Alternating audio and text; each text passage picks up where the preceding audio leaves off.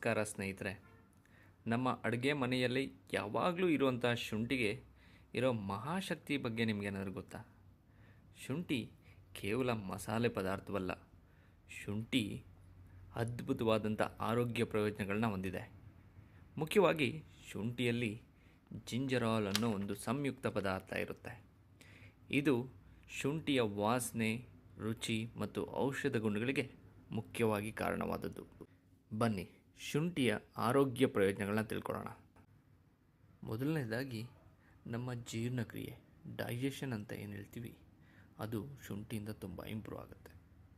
ನಮಗೆ ಅಜೀರ್ಣ, ಹೊಟ್ಟೆ ಉಬ್ಬರಿಕೆ ಹಾಗೂ ವಾಕರಿಕೆ ಈ ಥರ ಸಮಸ್ಯೆ ಆದಾಗ ಶುಂಠಿ ನಮ್ಮ ಜೀರ್ಣಕ್ರಿಯೆಯನ್ನು ಉತ್ತೇಜಿಸಿ ಈ ಸಮಸ್ಯೆಗಳನ್ನ ನಿವಾರಣೆ ಮಾಡುತ್ತೆ.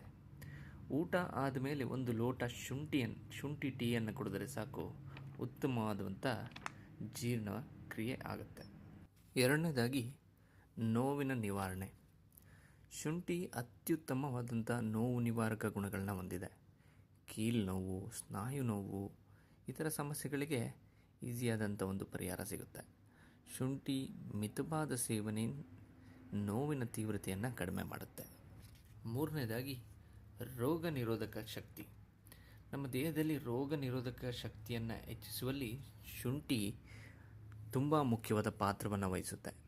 ನಮಗೆ ಯಾವಾಗಲೂ ಶೀತ, ಕೆಮ್ಮು, ನೆಗಡಿ ಈ ಥರದ ಒಂದು ತೊಂದರೆಗಳಾಗ್ತಾಯಿದ್ರೆ ಶುಂಠಿ ಸೇವನೆ ನಮ್ಮ ದೇಹದಲ್ಲಿರುವಂಥ ರೋಗ ನಿರೋಧಕ ಶಕ್ತಿಯನ್ನು ಹೆಚ್ಚಿಸಿ ನಮ್ಮ ಬಂದಿರುವಂಥ ಸೋಂಕು ವಿರುದ್ಧ ಹೋರಾಡಲು ತುಂಬ ಸಹಾಯ ಮಾಡುತ್ತೆ.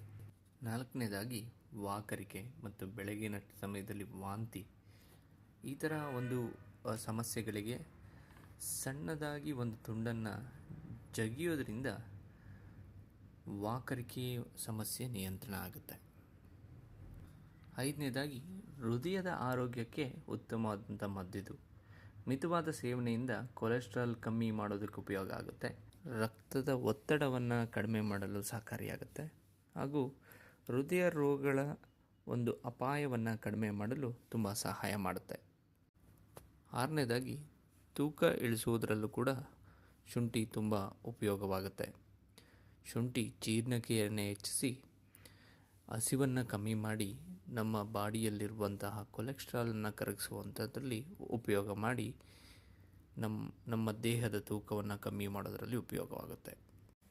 ಏಳನೇದಾಗಿ ಶುಂಠಿ ಉಪಯೋಗಿಸೋದ್ರಿಂದ ಮೆದುಳಿನ ಆರೋಗ್ಯಕ್ಕೆ ಉತ್ತಮವಾದದ್ದು ಅಂತಾರೆ. ಕೆಲವೊಂದು